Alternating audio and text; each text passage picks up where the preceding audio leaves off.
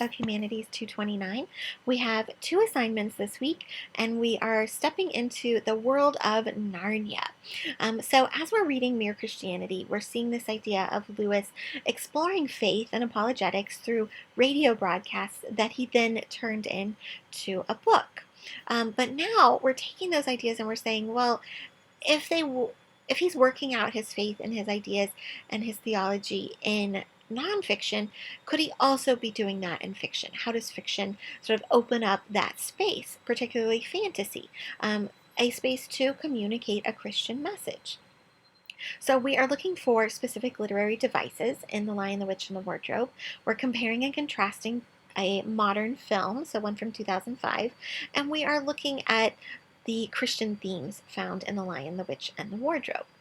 So our reading and watching list is pretty long this week.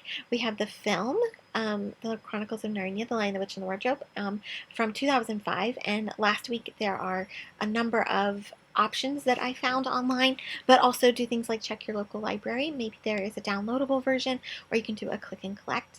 Then we have Fassler's article, The Idea of Confronting Reality by Reading Fantasy. We have Lewis's The Lion, the Witch, and the Wardrobe. And finally, we have 2 chapters in McGrath. Specifically, chapter 12 is helpful if you choose the first option for your paper. So we also have a biblical perspective within this particular section. I love this particular title for this Christianity Today Bible study. How does the deeper magic of Narnia from before time began reveal God's magnificent plan for salvation? And so salvation is really what we're going to see in The Lion, the Witch, and the Wardrobe. We're going to see the coldness, and we're going to see Aslan's death and his resurrection. Also, I like to look at questions and lists of questions like this, not so much as a Q&A where I have to deal with each one and I have to find some sort of response to each one, but rather I'm reading, I'm exploring, and does one of these questions really spark something in me? Does it really help me process, or does it lead me in a fresh direction? So they may not all necessarily be useful right now for you, but just look at them and see what could be interesting or useful and really spur you on in your exploration. So assignments, we have our discussion about the movie, and then you have 2 paper options, both on specific themes in Narnia. So discussion.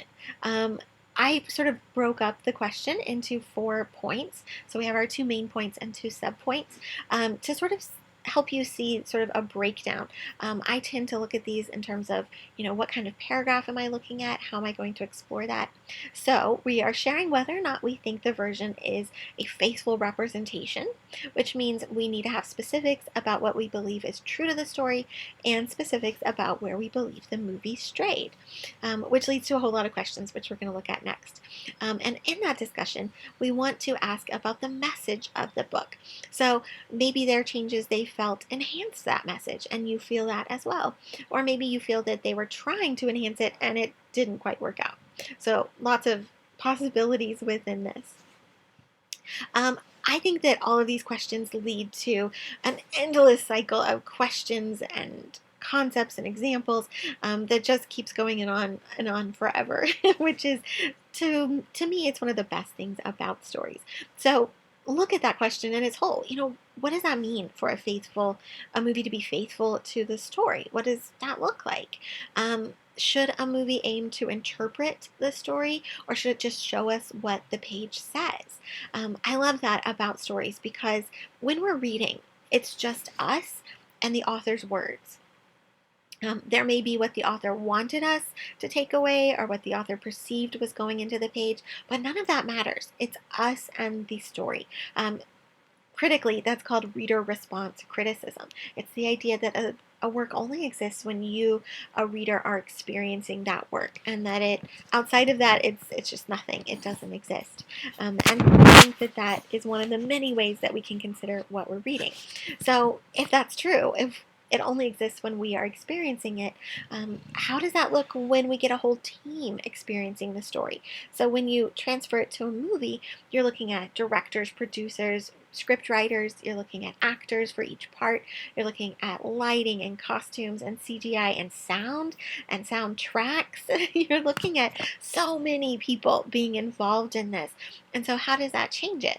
When it's just you and the book and the words, how is that different when it's an entire group of people trying to put that on film? And how does that change it? So the key thing here is details.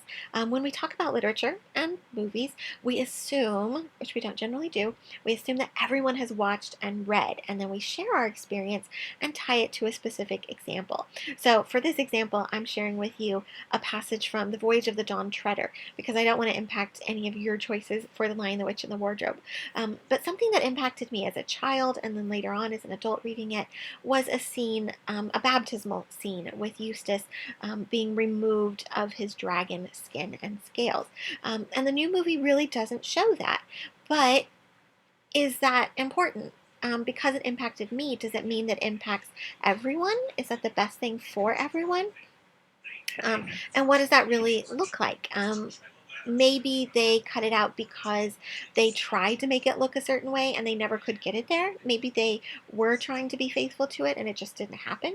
Maybe they saw it and thought, well, that's really not necessary for moving the plot forward. I don't know. There was an entire group of people working through how that worked. And so while I immediately looked at it and said, why are you missing this? You can't miss that. It's so important. Maybe I'm wrong. And maybe that wasn't the most important thing to the book. So those are all kinds of questions that should lead to questions, examples, and it doesn't always have a conclusion. We just keep going with all of these ideas and concepts. So that's what we're looking for. What are you feeling when you see that? Why do you think it was valuable?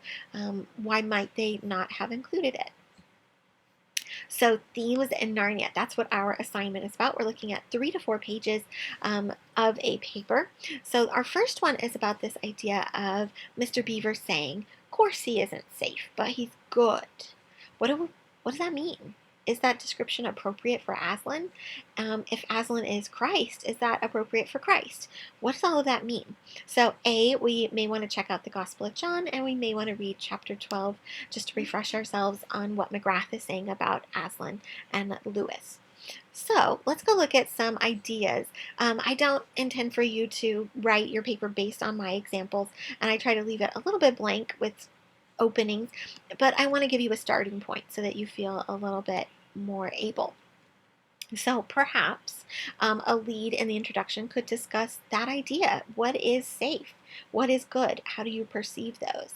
And then our thesis could be something along the line of the depiction of Aslan as not safe but good is appropriate or not appropriate as you see fit because X, Y, and Z. And that's where our examples are going to come in.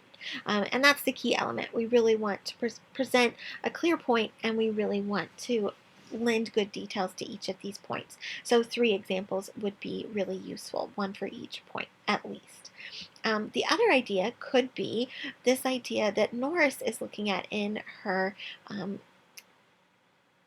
forward to Lewis's Mere Christianity when she said that Lewis betrays a deep faith and the power of the human imagination to reveal the truth about our condition and bring us to hope. So the truth about the human condition, what does that mean? And second, hope.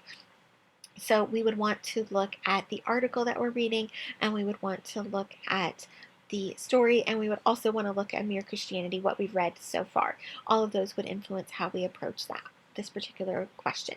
So especially Grossman's statement, when you go to Narnia, your worries come with you. Narnia just becomes the place where you work them out and try to resolve them. So here's my example for this one. Perhaps we could look at imagination and the subconscious as a means of exploration and problem solving. We often tell people to sleep on it, giving ourselves time to process and to think and for God to make those connections that we need to make the best decision possible. So my possible thesis is that across genres, because we were talking about fiction and nonfiction with Lewis here, Lewis focuses on the ability of imagination to reveal the truth about our condition and bring us to hope. And in Narnia, Lewis brings us to a safe place to explore our condition and increase our hope. And so we could break it down to talk about this idea, truth and the human condition, hope, and how those ideas come with us to Narnia. So to me, fiction is this wonderful place to safely explore every possibility that the world has to offer. When we go into a story, we access it for as long as we want, and we get to see what is happening, how people are reacting and acting, and then that leads us to think about our own position. If I were Lucy, how would I act? If I were Edmund, how would I respond to this situation? Edmund is responding in X way. Why? Why is that happening? How is he reacting? Out of hurt, out of anger, out of pride? What exactly is happening with his heart in this situation? So we have all of these questions that we get to explore, but it's safe. And then we get to come out of that world and ask ourselves those questions about our own particular lives.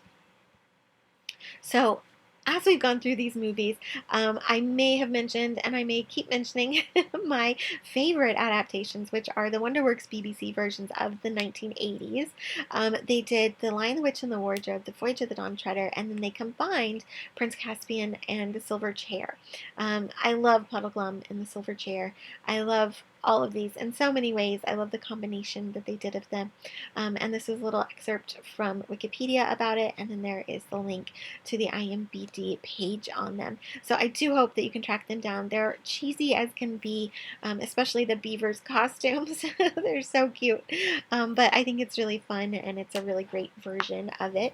And then, as I was researching, I found the exciting news that Netflix in 2018 acquired the rights to the entire set of books, which has never happened before. No one's ever gotten the rights to all 7. And of course, they signed Douglas Gresham, Lewis's stepson, as part of that group who will oversee and make sure, to the best of his ability, that it follows Lewis's ideas of life and how it should be presented.